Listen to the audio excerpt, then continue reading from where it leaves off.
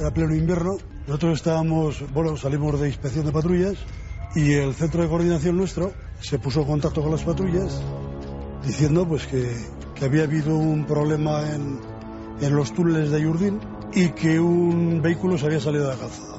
Bueno, nosotros estábamos muy próximos a la zona, la carretera esta. Dimos la vuelta, salimos para allá y nuestra sorpresa fue mayúscula. Entramos en el túnel y vemos a la salida del túnel una especie de capa que llega hasta el suelo, no se ve, no podemos ver nada físico y nos quedamos perplejos. O sea, yo me llegué a pellizcar a ver si estaba viviendo lo que estaba viendo. Era una cosa, o sea, una capa enorme de aproximadamente 2 metros o 2 metros y pico de altura y no pudimos ver nada. O sea, dentro de la oscuridad llevaba una capa, se veía la zona de la capa quizá más oscura que el resto, iluminado con las luces del vehículo. No se veía una oscuridad intensa y los brazos abiertos, caía la capa hasta el suelo, pero no se veía ni pies ni rastro físico de ningún tipo. No se ve ir por ningún lado.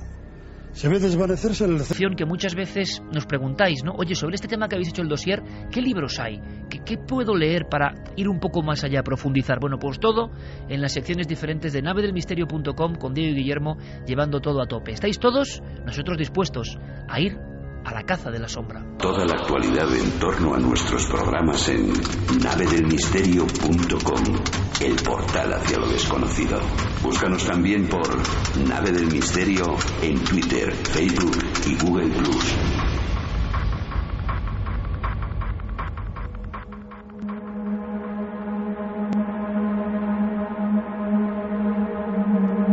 Una 47. Nuestra nave de radiofónica está ahora planeando sobre esa zona concreta. Yo decía que para mí era muy emocionante y quizá me veis especialmente motivado, y es que es normal, porque yo siendo un crío, siendo un niño, y ya sé que me repito mucho, descubrí el asunto de los ovnis, me volví definitivamente loco, dediqué mi vida a buscar estas cosas con una pasión que sigue siendo latente y viva, y todo fue por una serie de coincidencias. Y claro, cuando Enrique Chazarra, nuestro querido amigo, nos llama diciendo esto de que pensábamos que era leyenda urbana, que se contaba, un túnel y un ser como flotando, es lo que se contaba, y una furgoneta o vehículo de la Archancha con los 2 policías asombrados, ¿no?, mirando y contemplando aquello que flota y que se desvanece. Luego el caso era mucho más tremendo, porque no sabíamos que José Miguel Aedo, por ejemplo, al día siguiente con el compañero vuelven y observan solo sus huellas. No había nada más. Aquel ser no había dejado, aquel ser tan grande, tan voluminoso, que tenía los brazos extendidos, una altura de 2,5 metros, que no era una imaginación.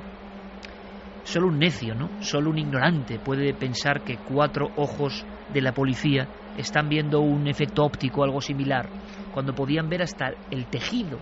Y esto es lo importante, amigos. Estamos hablando de figuras que tienen cierta corporeidad, es lo que parece. Todo esto ocurrió en ese mismo marco. Yo no lo supe de niño. Yo tenía 11 años, invierno del 84, y ha coincidido todo esta semana pasada, ¿no?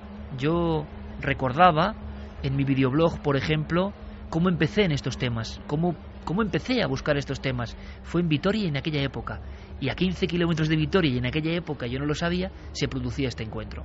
Para mí ha sido, no sé, bonito ver que los medios de comunicación, el diario El Mundo, el diario El Correo, han dedicado páginas enteras al caso de José Miguel Aedo, el jefe de patrullas de la Archancha, y lo han hecho con honestidad, con seriedad, sin esas punzaditas, ese cachondeo de parte del periodismo que a veces parece que es lo que se lleva, ¿no? Ser muy gracioso.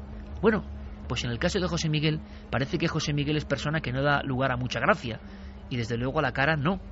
Entonces su testimonio tenía ese ingrediente tan duro, tan difícil de creer, que ha sido un aldabonazo para los que no creen en estas cosas, y ha sido como un respiro, una energía para los que creemos que esto ocurre.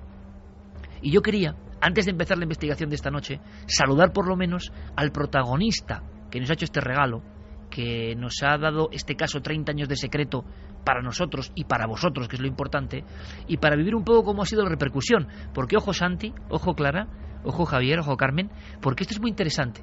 Cómo un caso de este calibre lo vive hoy en el 2014 Por ejemplo, una población como Vitoria. Puedes encontrarte sorpresas, ¿no? Por ejemplo, que nadie se lo cree. Estas son las cosas de Iker y nadie se las cree. ¿O ha pasado todo lo contrario? José Miguel Aedo, amigo, buenas noches. Muy buenas noches.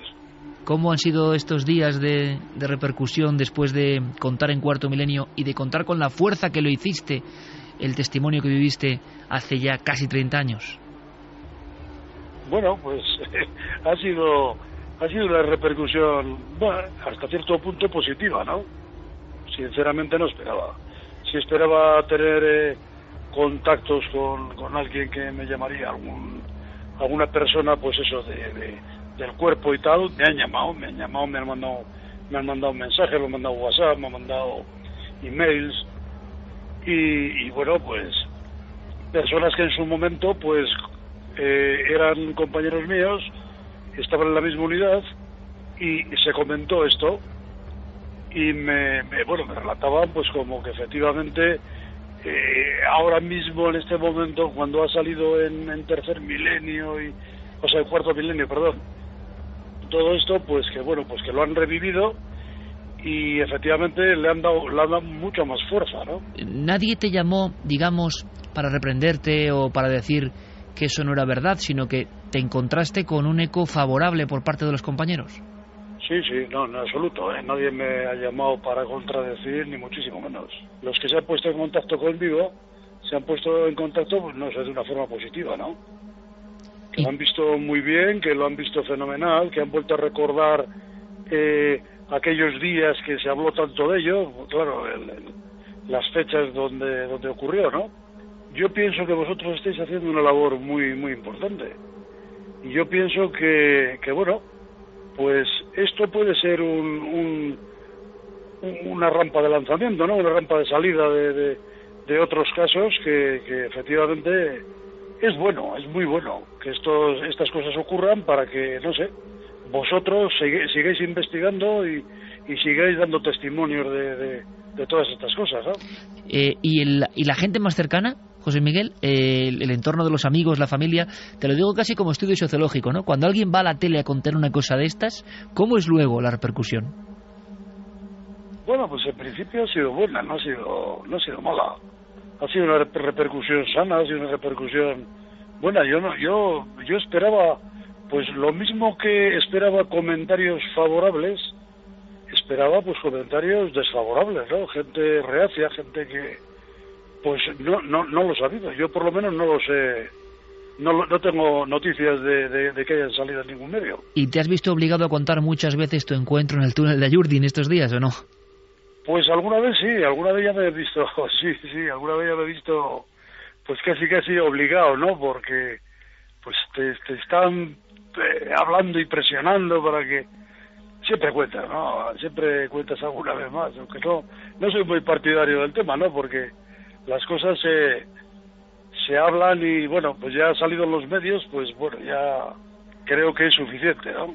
Pues José Miguel, nosotros lo que hacemos es, a partir de esa rampa de lanzamiento, de este caso, de esta verdad que tú contaste, con esa fuerza que eso cala, eso llega hasta el más escéptico y el más recalcitrante. Solo el ignorante puede negar, ¿no?, lo que ocurre. Ahora hay que saber la naturaleza de lo que ocurre, pero hemos recibido bastantes casos muy parecidos en diferentes puntos de España, con gente que además animaba la labor y la valentía, ¿no?, de decir, bueno, ahora sí que podemos contarlo, ahora sí que podemos decirlo incluso en nuestro entorno. Así que lo que yo quiero públicamente, desde Milenio 3 en la cadena SER esta noche, una vez más, es darte las gracias por esa honestidad, por esa valentía, por confiar en nosotros para contar este testimonio. Creo que es importante y que seguro que surgen nuevas cosas y ojalá, como decíamos, el reencuentro con otras personas que han vivido o han visto lo mismo nos sirva para llegar a lo que nos importa a todos, ¿no?, que es quién era ese personaje, qué significaba, por qué en aquel momento. José Miguel Aedo, amigo, muchísimas gracias por todo este detalle que has tenido con nosotros. Gracias a vosotros y a vuestra labor, que no es poca. Un abrazo muy fuerte, José Miguel. Igualmente. Creo que algo positivo, una cosa que es tan fuerte. Un jefe de patrullas de la policía vasca, que es un medio especialmente y lógicamente, vamos a decirlo, hermético en sus archivos, cuenta que se han encontrado con un individuo, con un ser, con un espectro, con un fantasma de 2,5 metros, encapuchado. Curiosamente, Clara Tauces tiene por aquí algunos documentos. Ahora empieza la ristra de casos, pero tienes algunas piezas donde si nos dicen que lo que ha visto este policía en el año 84 es lo mismo, es un retrato en piedra siglos antes de la fotografía, nos lo creeríamos. Esta figura como espectro que surge con un capuchón y con cierta dinámica parecida al testimonio es habitual en los primeros rastros de la historia. Sí, porque los personajes que llevan cucuya, o sea, una capa con capucha, eran habituales ya en la antigua Galia, y existen numerosas representaciones de personajes también mitológicos que además los llaman geni cuculati. Y esto son las representaciones de figuras encapuchadas que aparecieron en principio en diferentes lugares, pero vamos, las que donde toman el nombre son de un lugar donde se encontraron estas figuras en forma de tres. Aparecen frecuentemente, casi siempre con tres, una especie de tríada, ¿no? En el medievo existen muchas figuras muy terroríficas, por cierto. Lo he contado alguna vez del caballero que se encuentra en el Camposanto a los 3 amortajados. La figura de los 3 amortajados creo que debe ver de todo esto. Pero hay piezas que tiene clara ahí la imagen que yo no había visto nunca y estoy asombrado, porque parece que son como retratos antiguos de algo que era mito, pero mito creído, mito real, o sea que gente lo veía. Sí, porque aparecieron, por ejemplo, en 2 altares en un templo de Wadendorf en Austria. Estas figuras que había una inscripción que concretamente decía genio cuculato, es decir, genio encapuchado. Genio encapuchado, como una terminología que viene de la zona, sobre todo, de Austria, Alemania, Hungría, toda esa zona central de Europa. Sí, bueno, en la Galia, también en Irlanda, es decir, aparece en diferentes lugares. Lo que pasa es que toma un poco este nombre genérico de ese encuentro que fue en 1930. Y de ahí ya esas figuras genéricamente se llaman así. ¿Y qué sabemos de ese genio cuculato, que es una palabra nueva que yo desconocía, que me encanta? O sea, lo de siempre, estamos viendo que las personas ven algo y resulta que vamos a la historia antigua y ese algo se aparece en las crónicas. ¿Tenía algún significado mítico en este corazón de Europa que se apareciese? No se sabe muy bien. Su papel está un poco en la nebulosa. Se cree que pueden ser representaciones tanto de la fertilidad, porque algunas de estos genios, la capucha, sobre todo en piezas de bronce, se quitaban la capucha y lo que aparecía era un falo. Como signo de fertilidad. Como signo de fertilidad, también como de salud, pero ojo, también eran como una especie de deidades que podían entroncar con lo maligno o con lo benigno, pero en una categoría menor, ¿no? Como muy habitual dentro de las gentes pobres y no tanto en las dignidades, porque los templos no son muy frecuentes ni muy comunes, ¿no? Eran genios populares, sí. Figuras que adoraban las personas del pueblo y que hablamos quizá de 1500, 2000 años. Y ya aparecen figuras encapuchadas que surgen de esa parte de la naturaleza desconocida. Un simple apunte, es que en España, Javi, ¿podrías ponerme un ejemplo concreto? Tenemos, y no muy lejos del túnel de Ayurdin, es curioso esto, ¿no? La conexión con lo que llamamos mito, y que hemos creído siempre que era mentira, mito era mentira, y me parece a mí que no. Mito es una forma de enseñanza que trasciende el tiempo, formulado casi como un relato oral. Aparecen las figuras de la noche, los ensotanados, muy parecidos a lo que dicen testigos ver hoy en día en esa misma zona. Sí, en la zona del País Vasco. De hecho, allí hay una frase, un dicho, que dice el día para los del día y la noche para los de la noche, refiriéndose a este tipo de seres.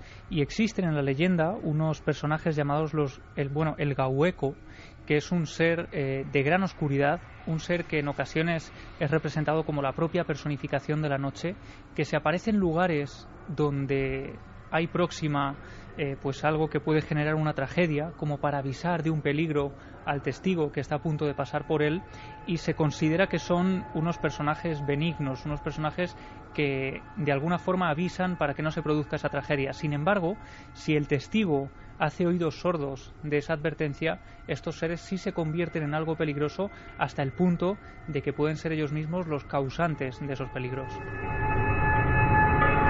La pregunta es, ¿el ser humano estaba viendo unas cosas, inventaba unas cosas para explicar algo que estaban viendo, o porque estaban viendo algo lo transformaban en su mundo y le daban una serie de leyes? Vamos a aprender entre el hoy y el ayer esas leyes. Quedaos con algún término, vamos a viajar también, por ejemplo, al Antiguo Egipto. Yo lo he contado muchas veces porque es una de las figuras que más me impresiona, ¿no? Pero quizá Nacho Ares nos lo cuente mucho mejor y muy brevemente. Nacho Ares nos habla de una figura que aparece en muchos templos, que yo desde mi ignorancia, cuando la veía y estudié un poco sobre ella, dije, jolín, qué miedo da esto, porque además está aislada muchas veces. Ves los grandes frisos cuando vas a Luxor, a la antigua Tebas, o vas a Comombo, o vas al Valle de los Reyes o las Reinas, claro, y el público está mirando unas cosas, y yo veía otras y decía, ¿quién es esta especie de alma condenada? Aquí están poniendo una especie de sombra condenada, y para representarlo el artista dibujaba algo que lo vamos a ver en apenas unos minutos. Gente concreta dice haber visto en plena carretera, como si todo fuese un bucle, ¿no? Nacho nos habla de esa sombra o jaibit a la que yo me he referido muchas veces, y que es la gran perla negra de la cultura egipcia. Pero en algunas tumbas, no en todas, en algunos lugares, no en todos, aparece. Y aparece como si fuese una sombra perdida, una sombra que no ha encontrado su lugar. Y el mito, repito, mito que puede ser cultura absolutamente real que hemos perdido, es que esa sombra, cerca del lugar de la muerte, podía aparecerse. Los antiguos egipcios creían que el cuerpo humano estaba formado por 5 componentes espirituales o mágicos. Estaba el Ka, el Ba, el Aj, el propio nombre de la persona, y un quinto elemento muy importante era la sombra. Pues bien, esta sombra, que es descrita en las pinturas de algunas tumbas egipcias como una silueta negra abandonando la entrada de la sepultura, los propios textos que acompañan a esas representaciones nos están hablando de una entidad con vida propia, con una velocidad extrema en sus movimientos, lo que nos recuerda curiosamente a cómo son esas apariciones de sombras que en la actualidad hay personas que dicen ver cuando están en su casa, en su trabajo o en diferentes lugares. Tú recuerdas bien, Carmen, por ejemplo, esa figura tan famélica. Ojo a estos datos que vamos a dar porque los damos por algo. Una figura que siempre es delgada, excepcionalmente delgada respecto a otras figuras en Egipto, con un gran cráneo, con los brazos a veces muy delgados y extendidos, y como ha dicho muy bien nuestro compañero Nacho Ares, fijaos la expresión, ¿no? Se la dibuja o se la esculpe abandonando el sepulcro. En una especie de herejía, ¿no? No ha habido ese viaje a lo estelar, no ha habido ese viaje a la búsqueda de otras vidas, sino que por algún motivo que desconocemos, esa sombra, ese individuo, el que fue vivo, se ha quedado encarnado aquí, no trasciende, y entonces, como si fuese convertido en lo oscuro, ese término es muy importante, surge de la sepultura, y los artesanos egipcios y artistas lo esculpieron de esa forma. Tú lo recuerdas bien, ¿no? Sí, me acuerdo de muchas tumbas que tenían esas pinturas, esos frescos, y donde esa figura se representaba perfectamente. Además es que es muy normal que en Egipto, incluso en los papiros, se dibujara esa figura, porque la muerte, como bien ha dicho Nacho, es que estaba unida a esa sociedad.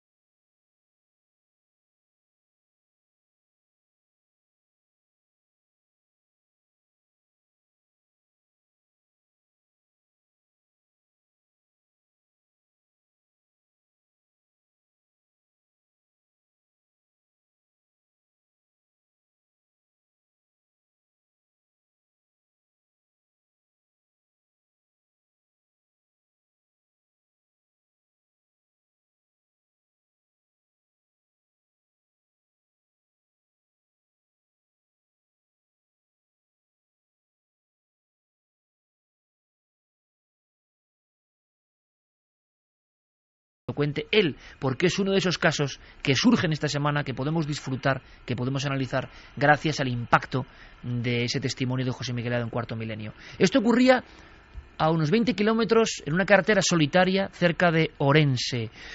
José María Moreno, buenas noches. Hola, buenas noches. Recuérdanos, estamos ahora mismo en tus manos y en tu experiencia vital. Fue hace ya bastante tiempo, realmente, ¿no? Hace, pues, más de 20 años. Sí, más de 20 años aproximadamente, sí.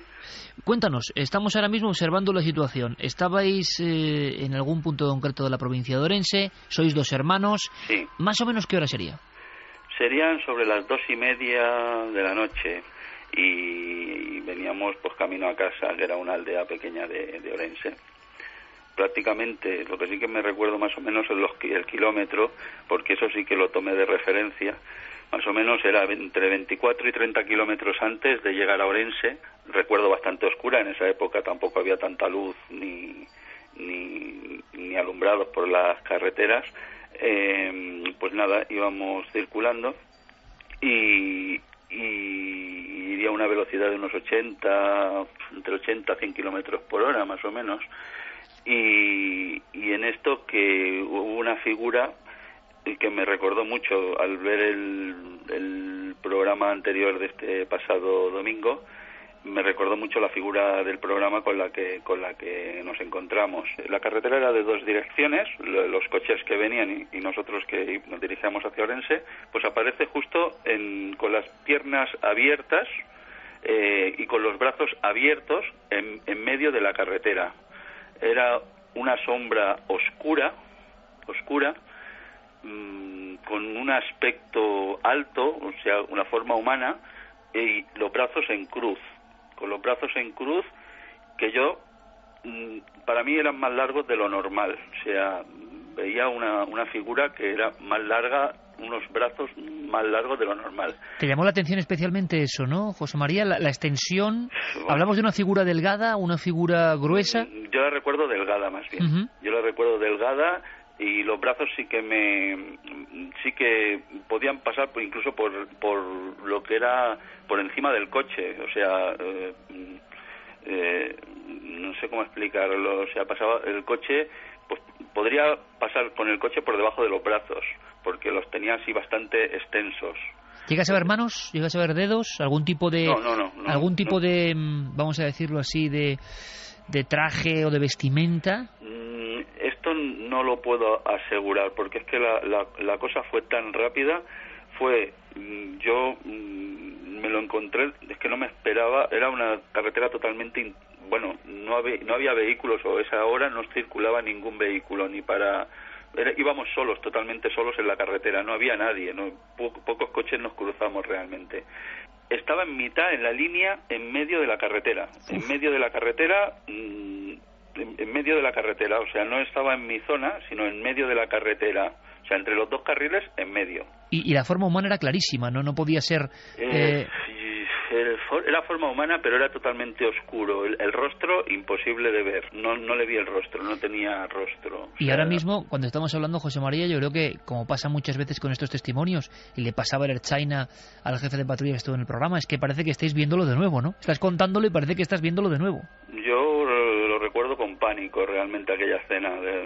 Al encontrármelo de frente, yo vi como uno de los brazos parece que intentaba como darme en el coche. ¿Como tocarlo? Como tocarlo. Entonces yo me espanté, y entonces fue cuando hice la maniobra y giré el coche bruscamente porque pensé que iba por mí. Entonces ahí es el pánico que cogí, aceleré y seguí recto, mirando para atrás y viendo que aquello se había quedado allí inmóvil en la carretera. Y seguí todo recto, lo que sí que quise parar en algún sitio, pues para ver si eso me había dado en el coche o me había hecho alguna cosa en el coche, porque tenía intranquilidad de que me hubiera tocado, pero no encontré ningún sitio y me encontré muy solo. A pesar de que íbamos en el coche los dos, nos encontramos solísimos allí. ¿Y qué os decís los 2 hermanos en ese momento, José María? No sabíamos realmente qué era lo que era algo vivo, algo de otro, o algo de otro sitio, no lo sé, pero era algo que tenía su propia identidad. ¿En ningún momento, José María, observasteis algún tipo de luz, algún tipo de elemento que os llamase la atención, ahora si recuerdas, un poco antes de la observación, alguna luminaria extraña? Nada. Nada. Yo lo que recuerdo es, imagínate, ibas con el coche, las luces, pues lo que alcanzaba la luz, y entonces yo iba pues circulando normal, entre 80-90 kilómetros por hora, y de golpe te aparece la figura esta, pues a 100 metros más o menos, a 100 o 200 metros, que yo ni me esperaba que me apareciera eso allí en medio. Y entonces pues la reacción en ese corto espacio de tiempo, el rostro no lo vi. Lo que pensé, digo, ¿qué hace aquí esto aquí a estas horas de la mañana? Este hombre está aquí loco, si es una persona está loca, ¿qué hace aquí a estas horas? También lo vi, me pareció demasiado alto, también lo vi alto realmente al intentar esquivarlo, pues parece como que se echó así hacia la derecha, hacia mi coche. Yo lo esquivé y seguí corriendo, pero aterrorizado. ¿Llegaste a pensar eso, que había tocado o que habías llegado a percutir con el vehículo en la estructura esa humana? Sí, porque entre estas cosas, claro, pasan muy rápido, pero entre el susto que me llevé, entre que lo esquivé, entre que hizo así con el brazo y entre que lo adelanté, no sabía si me había llegado a alcanzar el coche. De hecho, paré más adelante en Orense, por allí paré más adelante para ver si me había alcanzado en el coche. Paré cuando ya había luz, que era pasado Orense, allí ya llegando prácticamente a mi casa, que era cuando encontré un sitio y me paré y detuve el coche y entonces pude mirar a ver si me había dado aquello y no me había dado, porque tenía dudas de si me había tocado o no me había tocado el vehículo. Pensé, una vez pasado este mal trago, cuando ya estaba un poco más tranquilo, cuando ya había hecho unos cuantos kilómetros, pensé que me podía haber matado, porque con eso, al hacer un giro así de volante y tal, me podía haber matado perfectamente en aquel sitio. Te dio la impresión de que aquello se quedaba allí, ¿no? Que vosotros seguís ruta y que aquello no se evaporaba, sino que se quedaba allí. Aquello quedó allí, lo que fuera aquello quedó allí. José María Moreno, pues te lo agradecemos muchísimo, porque con estos casos tan importantes, creo yo, vamos construyendo un puzzle para intentar entender. Cuando has contado de esta forma tu experiencia, cuando te estaba escuchando junto con tanta gente en toda España, a mí me estaba viniendo a la mente casos que yo mismo he investigado. La provincia de Albacete, Pozo Hondo, por ejemplo, pues idéntico a lo que estás contando, en otra población de Santander, en mitad de la carretera, con los brazos en cruz y que un coche tiene que esquivarlo, también. Es decir, parece que son las mismas cosas que se repiten una y otra vez, y en este caso además con dos testigos que ven exactamente lo mismo, la hipótesis de la alucinación, el reflejo, todas esas cosas que se suelen contar, en este caso evidentemente resultan absurdas, y nos enfrentamos a una serie de apariciones que por algún motivo desde siempre parece que están ahí, quién sabe si por el lugar concreto, y que además actúan de una forma muy similar. La largura de los brazos también la he escuchado en muchos casos, así que te lo agradecemos muchísimo por la valentía y por la exposición tan clara que has hecho, José María. Muchísimas gracias. Muchas gracias a vosotros. Un fuerte abrazo, gracias. Gracias. Toda la actualidad en torno a nuestros programas en navedelmisterio.com, el portal hacia lo desconocido. Búscanos también por Nave del Misterio en Twitter, Facebook y Google+.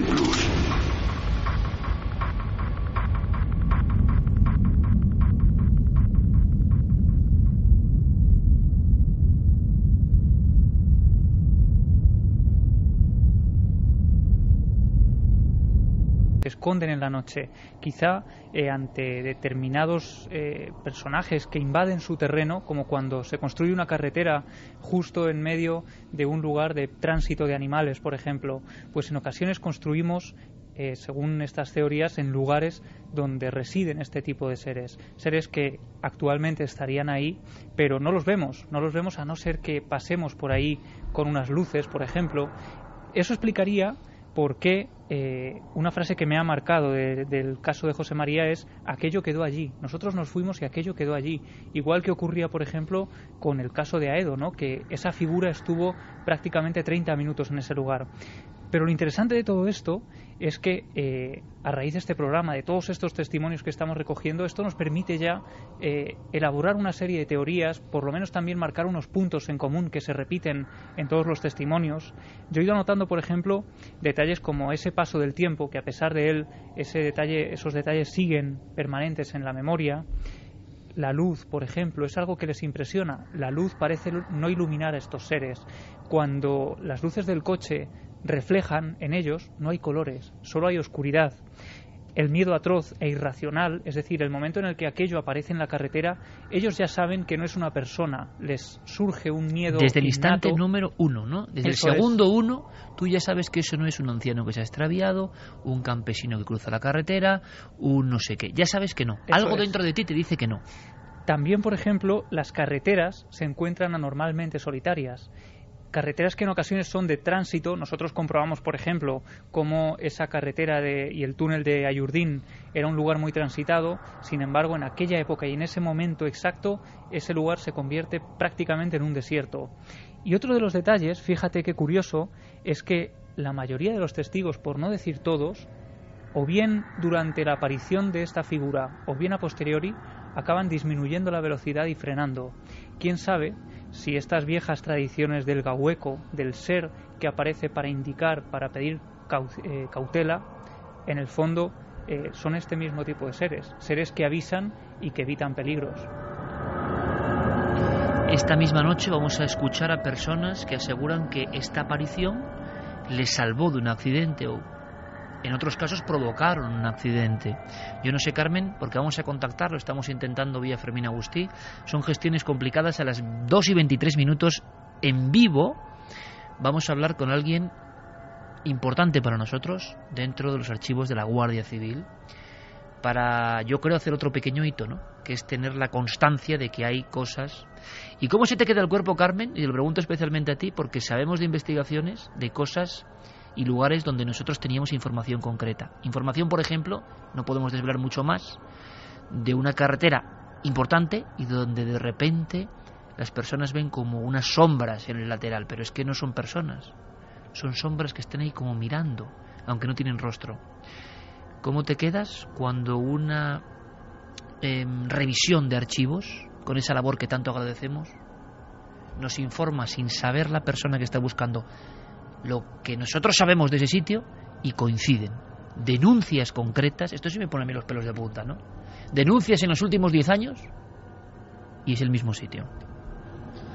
Pues ya ha ocurrido en otras ocasiones. Si en el mapa de España señalamos por provincias las carreteras donde ha habido apariciones, normalmente suelen ser siempre en los mismos sitios y además los testigos no se conocen entre sí, han sido en diferentes años. En el caso que ahora mismo vamos a escuchar de ese guardia civil que ha recogido diversas denuncias siempre en un mismo sitio de una carretera española cerca de Albacete, pues teníamos ya constancia de que allí había una serie de apariciones, una serie de sombras que parecían estar vagando sin ningún sentido, estar caminando no se sabe a dónde, diferentes por distintos sitios en un mismo lugar, en una misma zona que parece un descampado donde ahora no hay construido nada, pero sí que hay una serie de luces, de focos que te permiten ver a esas sombras que vagan. Vagan además sin saber muy bien qué hacer. Era como si estuvieran yendo despistadas, como si no supieran lo que había pasado. Pero el caso es que cuando la propia Guardia Civil, con denuncias, con testimonios, te cuenta lo que ya sabíamos y que no ha sido una persona, sino que han sido bastantes denuncias y que prácticamente describen a las mismas sombras, a los mismos seres y justamente en el mismo lugar donde además hubo un caso pues de muerte. Bueno, nosotros investigaremos porque esto lo que hace es prolongar, hacer de trampolín, como decía Aedo, ¿no?, de nuevos casos. Pero es que hay más casos de este tipo y nuestro amigo Daniel es uno de esos informadores que es un lujo tener para este programa, ¿no? Y nos ha ayudado en muchas ocasiones. Primero porque es un tipo valiente y es un tipo que digan lo que digan, él cree que tiene una labor que hacer. Y esa labor, aparte de milenario de espíritu, es revisar en archivos, en documentos, jugándose el tipo a veces, hay que decirlo, para constatar informaciones que para vosotros, seguidores del misterio, son importantes. Si ya hablamos en su día de hospitales donde miembros de seguridad habían visto cosas increíbles, habían sacado sus armas delante de una figura parecida, si hemos hablado de apariciones en la carretera que han provocado denuncias concretas, diferentes casos, esta noche tenemos la oportunidad de tener, ¿no?, este proceso de desclasificación tipo Wikileaks, ¿no?, pero con informes oficiales que demuestran que muchos puntos, como decía Carmen, resulta que siempre son los mismos. Esto es lo inquietante. Hay como una capa que se superpone. Resulta que en esa carretera, que tiene 350 kilómetros, las 3 denuncias son del mismo sitio. ¿Y qué pasa entonces? Daniel, 2:27, buenas noches. Buenas noches, amigo. Vamos a ver si logramos contactar con Daniel. Hola, hola, ¿me escuchas? Sí. Buenas noches. Vamos Hola, a ver. buenas noches, sí que. Una vez más, y a estas horas más, muchísimas gracias por tu apoyo a este equipo. Nada, Icos, ya sabes que estamos dispuestos siempre para lo que te haga falta. Bueno, pues estamos muy sorprendidos por una investigación que estamos llevando entre manos, que no podemos desvelar mucho, pero que habla de un lugar de tragedia, y una información de además muy privada de este equipo, y resulta que tenéis información de denuncias que llegaban de ese mismo lugar en los últimos años. Pero es que hay más casos concretos que me gustaría que nos contaras de este tipo de visiones, como hemos contado, como contó el jefe de patrullas de la Ertzaintza, o como el caso de José María. Casos concretos que tú has corroborado, que hay información, incluso con el sello de confidencial hoy. Daniel.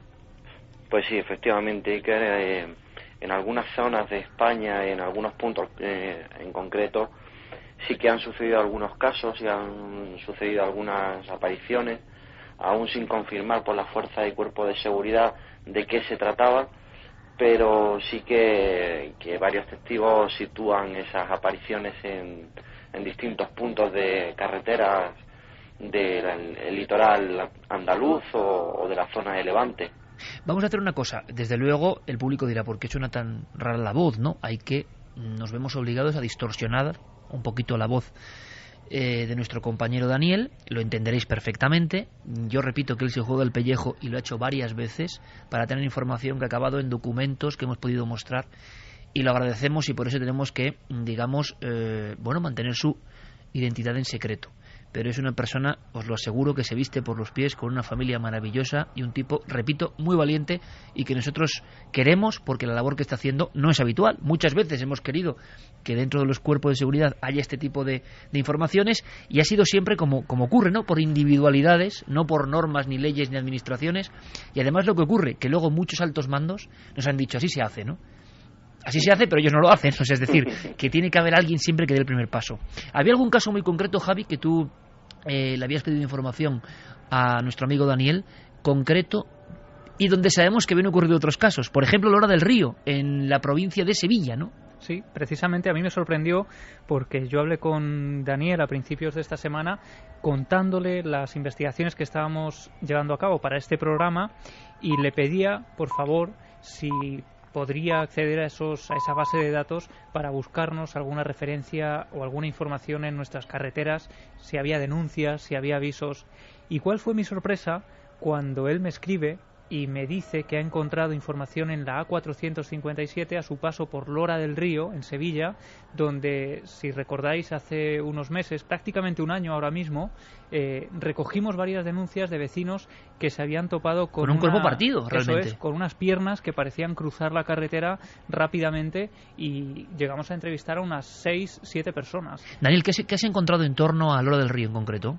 Pues se trata de un hecho, que es como se llaman estas actuaciones de los compañeros que acuden a llamadas de cualquier usuario, cualquier ciudadano que requiera la presencia policial, y la patrulla en servicio que actúe en servicio en esta ocasión deja constancia y graba ese hecho en el sistema de datos nuestro.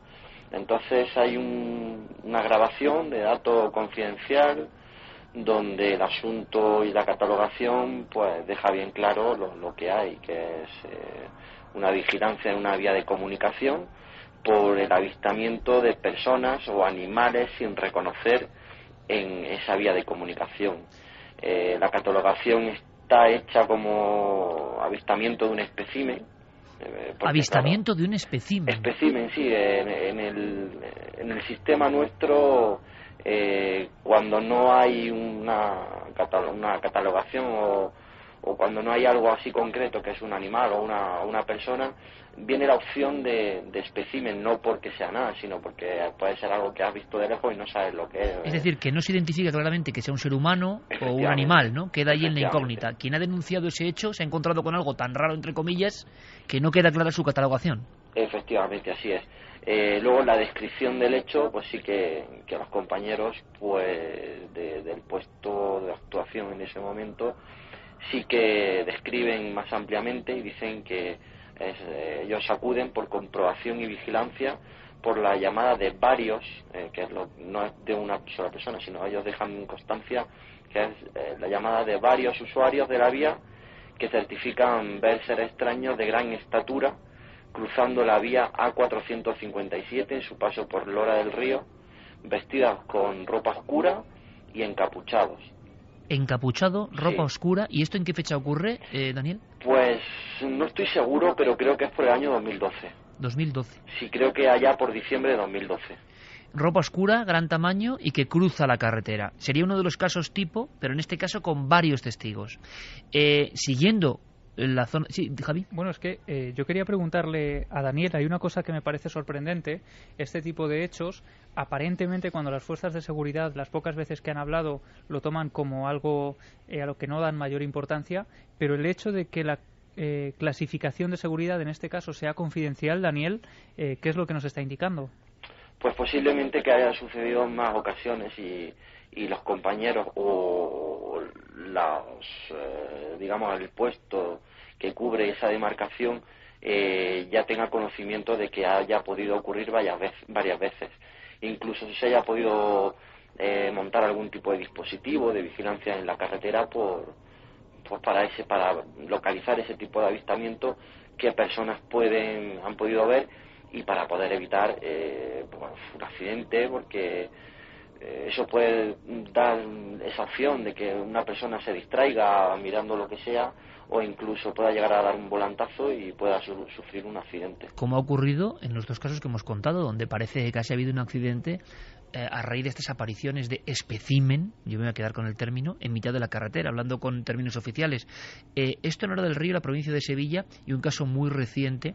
Por tanto, la realidad, lo que nos interesa de cara al público, y que me parece realmente provechoso, es que hoy, se ha hablado mucho de los expedientes militares, ¿no? Pero hoy hay documentos con el sello de confidencial en las comandancias de la Guardia Civil en España, y gracias a Daniel tenemos este goteo de casos, pero ¿cuántos habrá? Porque varios testigos coinciden en el mismo sitio. Ha ocurrido lo mismo en el mismo sitio. Tenemos otro caso, por ejemplo, arquetípico, también capucha o también traje talar, también miedo en los testigos, en la provincia de Albacete, si no me equivoco, en las proximidades de Caudete. Daniel, ¿puede ser así? Sí, bueno, no estoy seguro si es Caudete, creo que es Chinchilla. Chinchilla. Yo creo que es Chinchilla, sí, en la zona de Chinchilla.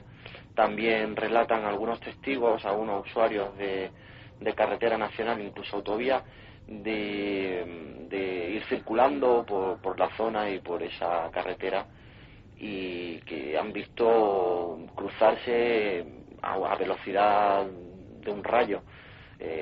También una especie de espécimen, algo que no pueden decir si es persona o animal porque no lo han visto con claridad, solo que lo hacen con una rapidez muy, muy difícil de localizar hacia dónde va y con una rapidez impresionante por delante de los vehículos y por lo que describen las personas o por lo que dejan entrever cuando lo comentan a las patrullas que le dicen lo que han visto. Explican que es como si fuera una persona pero que anda tanto con los pies como con las manos, o sea, que va con pies y manos andando pero a una velocidad muy alta. Claro, eso cuando se le dice a una patrulla de la Guardia Civil, pues la Guardia Civil va a hacer la comprobación y va en alerta. No hay huellas, no hay nada, ¿no? pero que efectivamente cuando van al sitio y lo ven in situ, donde les lleva la gente, y dicen, ha sido aquí o ha sido allí, no ven nada, pero tampoco tiene por qué dejar ningún tipo de huella, porque es como si se cruza, bueno, por ejemplo, un ciervo, un corzo o cualquier tipo de animal. Daniel, lo que está muy claro es que hay que estar muy seguro para hacer una denuncia, una llamada de auxilio a la Guardia Civil, diciendo que has visto una figura que, pensemos en la descripción, tiene que ir, digamos, un poco arqueada o que cruza la carretera con manos y pies muy delgada y a grandísima velocidad y con forma como humanoide, ¿no? De los casos que tú has podido ir revisando, y son varios, y que has tenido la oportunidad, ¿no?, digamos, o que ha sido un lujo para nosotros poder recibirlos incluso con la documentación oficial, ¿cuál es a día de hoy, Daniel, el que más te ha impresionado de este tipo?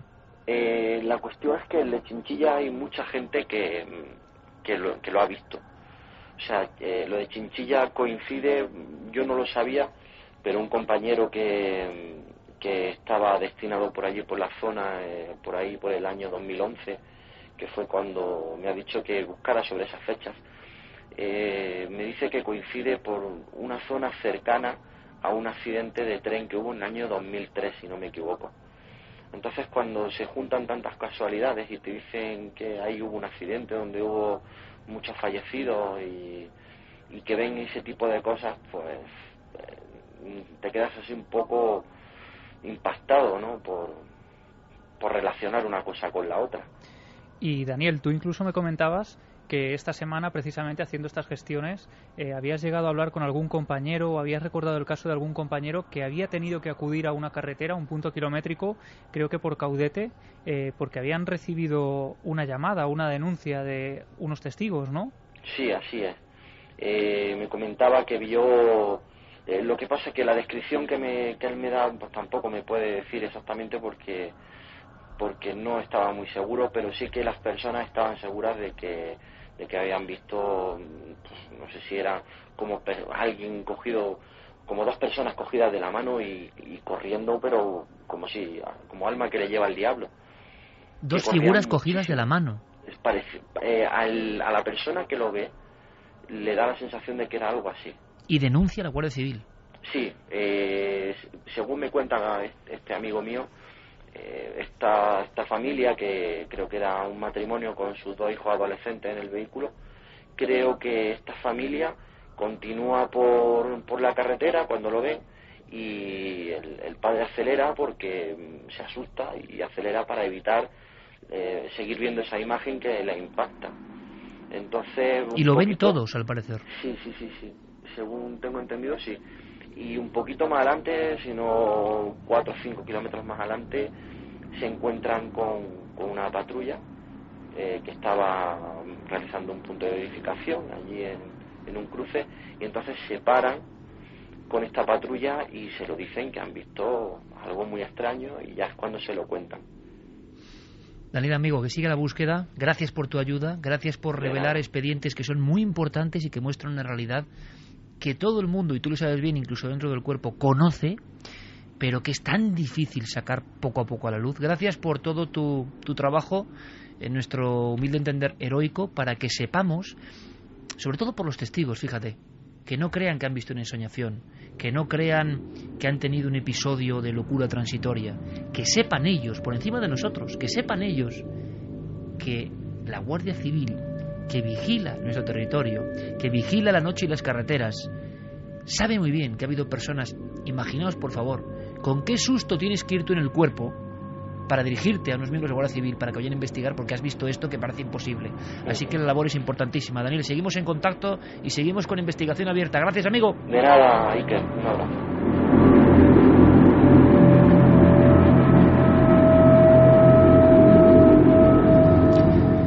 Esos momentos importantes, además, qué descripciones, ¿no? Van más allá incluso de la figura solitaria, o dos figuras cogidas de la mano a gran velocidad, un absurdo, o ese otro pasando. Da la sensación de que si alguien ve esto es difícil que lo cuente, porque ¿quién te va a creer? Vas a la Guardia Civil pero quizá no lo cuentas ni en tu entorno más cercano, ¿no? Porque ¿quién te va a creer? Ahora, la sensación y la descripción, muchas veces, compañeros, lo de siempre, supera la ficción que uno se hace. Estábamos imaginando el arquetipo, ¿no? Lo que decías, Clara, la capucha, ¿qué significa eso? Puede tener con la muerte, con un hecho luctuoso, y de repente, Daniel, desde dentro de la Guardia Civil, nos trae unos casos 2012, 2011, que han pasado ahora mismo, de los que hay denuncia, y algunos, y esto yo creo que no es tontería, todavía con el sello de confidencial. Es decir, no se puede hablar de esto. Y no solo eso, sino que es que además hay decenas de casos. Fíjate los que en una semana ha conseguido compilar Daniel. Es decir, esto de cara al público es algo que ocurre de vez en cuando, pero parece que en la Guardia Civil este tipo de casos se conoce más habitualmente de lo que nosotros creemos. ¿Qué dice nuestro público, Carmen, en este momento de la noche concretamente? Quizá alguno haya podido aportar un caso que en el futuro pueda ser importante, ¿no? Aporte algo más. Pues sí, la verdad es que hemos recibido casos interesantes, pero fíjate, me voy a centrar en el de Alejandro, no omitiré sus apellidos para continuar la investigación, porque creo que es un caso que puede dar resultados sobre qué pueden ser estas figuras, y de nuevo en retenes oficiales. Él nos mandaba un mail que nos decía: me llamo Alejandro. Antes de nada debo recalcar que, aunque seguidor ocasional desde hace años tanto del programa de radio como del de televisión, me considero un escéptico, simplemente por no ser capaz de... Esos son los oyentes que nos gustan, los escépticos sobre todo, ¿no? Sí, los escépticos, pero escuchan. Sí, pero escépticos buenos. Eso. No escépticos de estos. Bueno, ¿para qué hablar de ellos? Nos dice que no es capaz de dar una explicación lógica a este y otros hechos que le han ocurrido. Él estaba haciendo el servicio militar en un campamento, nos pone cuál y todos los datos los voy a omitir, que se quedan para el equipo, para que no haya interferencias en esa investigación que creo que sería interesante llevar a cabo. Nos dice que es el año 1983, cumplió el servicio militar como instructor de reclutas. Dice que durante un servicio de guardia de retén en el mes de septiembre de dicho año, y encontrándome de servicio en dicha guardia, el vigía de garita de campo de la Jura dio la alarma, no lo olvido, aproximadamente hacia las 3 de la madrugada, de una presencia en el campo. Nos desplazamos 3 soldados en un vehículo Willy hasta dicha garita. Al subir a esta garita me encontré con el vigía, totalmente atemorizado e indicando la presencia de una figura en el centro del campo. Al no poder disponer de foco en dicha garita, nos limitamos a realizar una inspección visual, y allí se veía claramente una figura negra, altísima y de gran corpulencia. En ese momento fui capaz de seguir la norma y dar el alto. Los 3 soldados y el vigilante de garita vimos aquella figura, y solo un soldado, nos dice que omite nombres, aunque los recuerda perfectamente, se atrevió, venciendo ambos el miedo, a abrir la puerta del campo y dirigirnos andando hasta aquella figura. Ahora mismo les puedo jurar que, recordándolo, me tiemblan las manos al escribirles. Llegamos muy cerca, la figura era enorme, como si estuviese cubierta de cabeza a pies de una capa con capucha. Era sólido, puedo afirmarlo. No puedo decir medidas, pero era enorme, corpulento y con los brazos abiertos, como ustedes dicen, en cruz. La sensación era, lo recuerdo, escalofriante, con un silencio que jamás he vuelto a experimentar. Y así como lo vimos, no puedo certificar el tiempo que estuvimos viéndolo, se desvaneció. Jamás he sentido tanto miedo como aquella noche.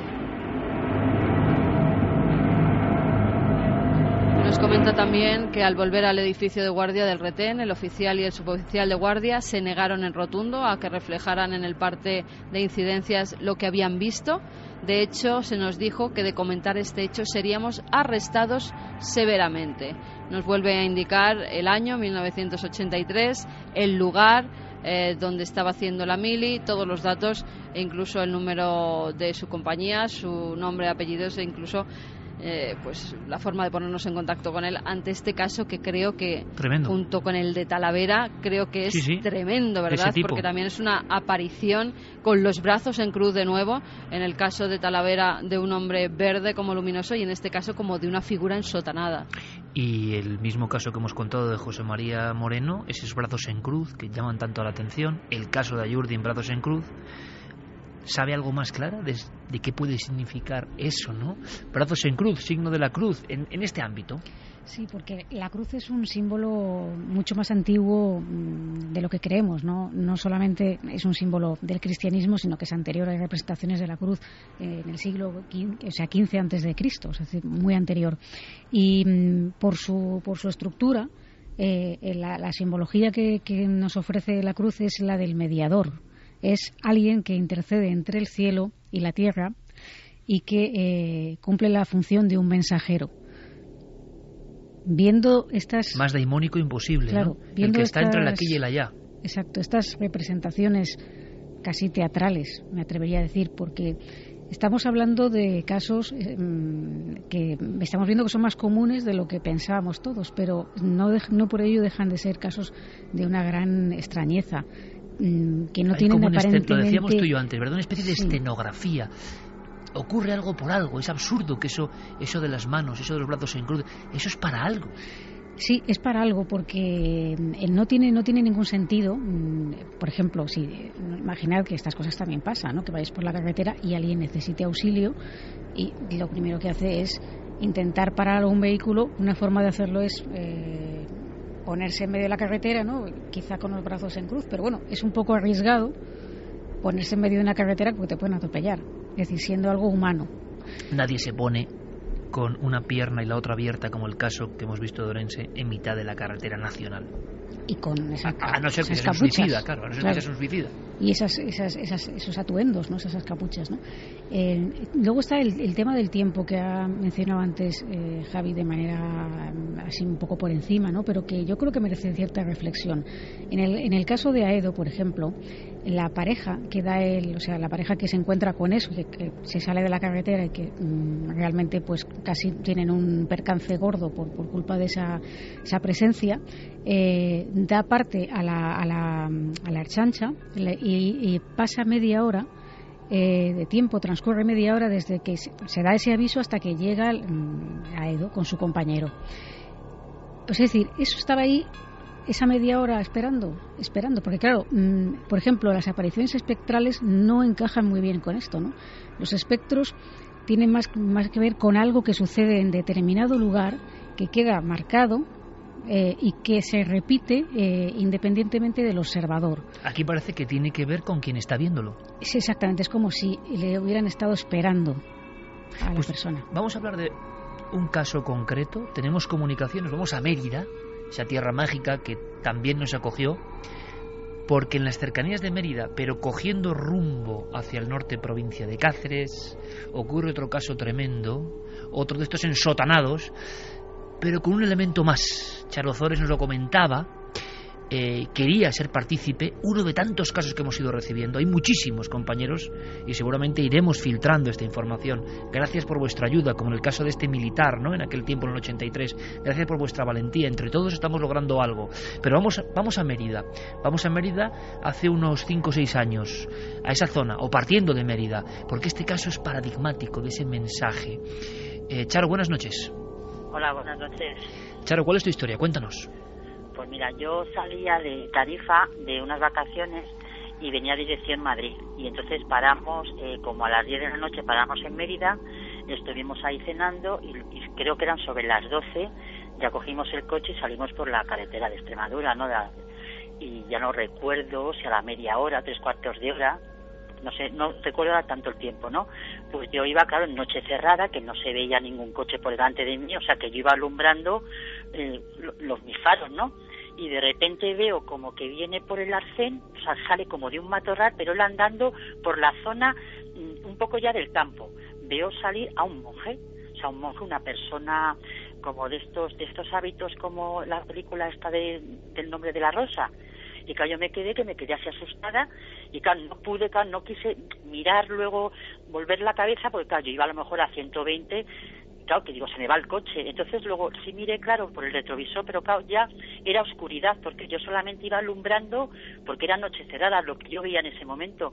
Entonces me quedé así como pensando, digo, qué miedo, fíjate, aquí no sé, o sea, un monje andando, claro, a mitad de la carretera de Extremadura, de la autopista. Yo sé que luego al poco de pasarle, de repente veo la carretera como algo negro, entonces claro, freno así poco a poco, voy frenando para que no se me vaya el coche y veo como trozos de coches como desperdigados.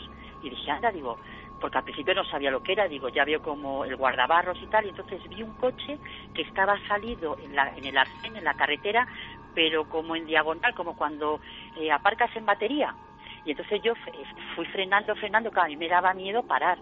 Entonces yo no vi a nadie en el coche, y entonces seguí, pero claro, me quedé con la cosa y dije, no, yo voy a llamar a la policía. Entonces llamé. Pudo ser que se saliera porque unos minutos antes pudo ver a la aparición esa que yo vi. Claro. O sea, que porque si yo, por ejemplo, hubiera movido la cabeza para atrás, igual el coche se te va. Pero yo ahí no vi un coche que hubiera colisionado con nadie. O sea, que no sé, o de alguna manera a lo mejor que me avisaran a mí, no lo sé. Pero yo sé que se me quedó siempre la imagen de un monje que no venía a cuento, que le ves que sale de noche oscura cerrada, que tú lo iluminas con tus faros. Y se movía, Charo, en dirección a la carretera, venía del campo para cruzarse un poco en tu camino, digámoslo así. No, él venía andando por el arcén. Ajá. Incluso a mí, yo le iluminé, o sea, tú iluminas, y él ni siquiera mira el coche, pero él no va andando, o sea, en el arcén, pero por la zona ya que es un poco ya tierra. ¿Te llamó la atención? Sí, ¿te llamó la atención algo del movimiento? Es decir, ¿te pareció algo extraño? ¿Se comportaba como una persona normal?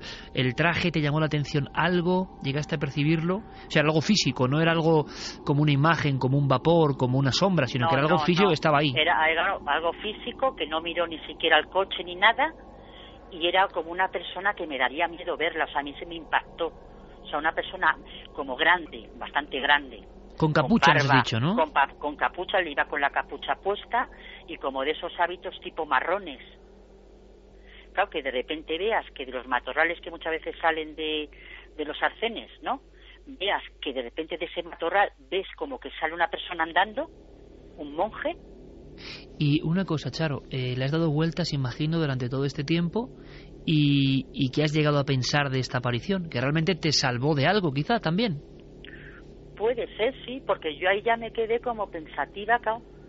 Ya aminoré un poco la velocidad, y luego como surgió, claro, lo que yo luego vi, un coche ahí, como que había perdido trozos de, ¿cómo se llama?, de los guardabarros. Uh-huh.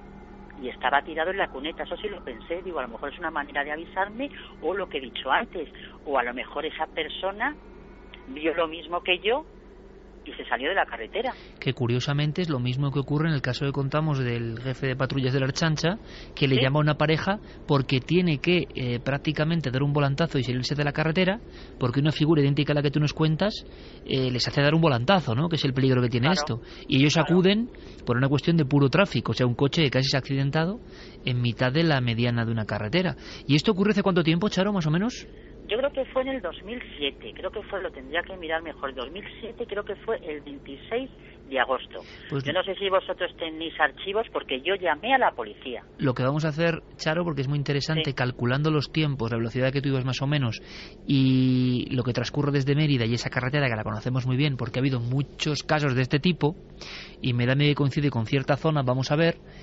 Sería muy interesante, haciendo el cálculo más o menos, si se corresponde a una zona muy concreta, ya en la provincia de Cáceres, donde ha habido bastantes acontecimientos en la zona ya próxima a la central nuclear de Almaraz y demás, que puede ser, sí, 1 hora de Mérida. Entonces sería muy interesante, porque es una zona que hemos peinado en muchas ocasiones, donde ha habido apariciones concretas, y estaríamos hablando ya, sí, yo creo que unos 140 kilómetros de Mérida, posiblemente. Sí, podría ser, sí. Bueno, pues seguiremos investigando y te aseguro que te daremos todos los resultados. Vale, muchas gracias. Muchas gracias, Charo, por tu colaboración. Nada. Un abrazo.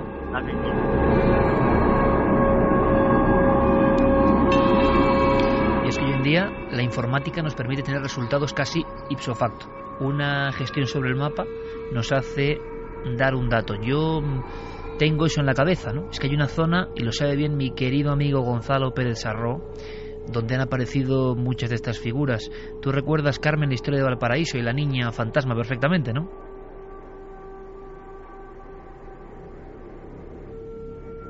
Ha habido ahí una desconexión, hemos perdido la conexión.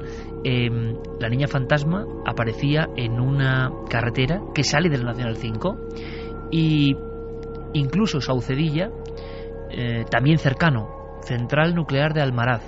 Recordabas, te decía Carmen, que había ahí una niña que había provocado un susto de muerte junto al camino a un trabajador de la central nuclear. apareció en diversas ocasiones. Estuvimos justamente en ese camino. Al parecer la niña incluso llegó a estar al lado del coche, como nos recordaba el testigo, y a salir corriendo cuando él intentó bajarse del coche y preguntarle si le hacía falta algo, si había tenido algún accidente, que porque estaba allí sola. Lo recuerdo perfectamente, y recuerdo además el temor del testigo cuando hacíamos ese recorrido que la niña había hecho. Incluso él salió detrás de la pequeña, que iba vestida de comunión, como con un traje antiguo, nos decía, y que en un momento dado delante de él desapareció. Pero es que también estaba recordando, y yo creo que lo he contado en el programa, que a mis propios padres, también una especie de monje en la carretera que va de Alicante a Torrevieja, les salva también de un accidente tremendo, que tiene otro coche que les adelanta. Ellos van hacia Torrevieja, vienen de cenar con unos amigos en Alicante, van por la zona de Santa Pola, donde a los dos lados ya hay salinas. En un momento dado entra en una especie de niebla. En esa zona, además, justamente al lado de las salinas, suele haber muchísima niebla en invierno, se concentra pues debido a la humedad, muchísima niebla. Mi padre, como ve a esta especie de monje que va por la carretera, por el arcén, pisa el freno, y va pues a velocidad, pisa el freno porque mi madre le dice que hay alguien en la carretera. Un coche que viene por detrás les adelanta, y 1 kilómetro más adelante ese coche pues tiene un tremendo accidente con otro que estaba adelantando. Si no les hubiera adelantado, si mi padre no hubiera frenado en ese momento al ver esa especie de monje en la carretera que se queda mirando a mi madre y a mi padre dentro del coche, los que hubieran tenido el accidente hubieran sido ellos. Hemos trazado una línea simplemente para una última comprobación. Luego, a la vuelta, tenemos muchas más cosas. Tenemos actualidad, tenemos secciones, tenemos entrevistas con el más allá, tenemos un sinfín de cosas, pero me gustaría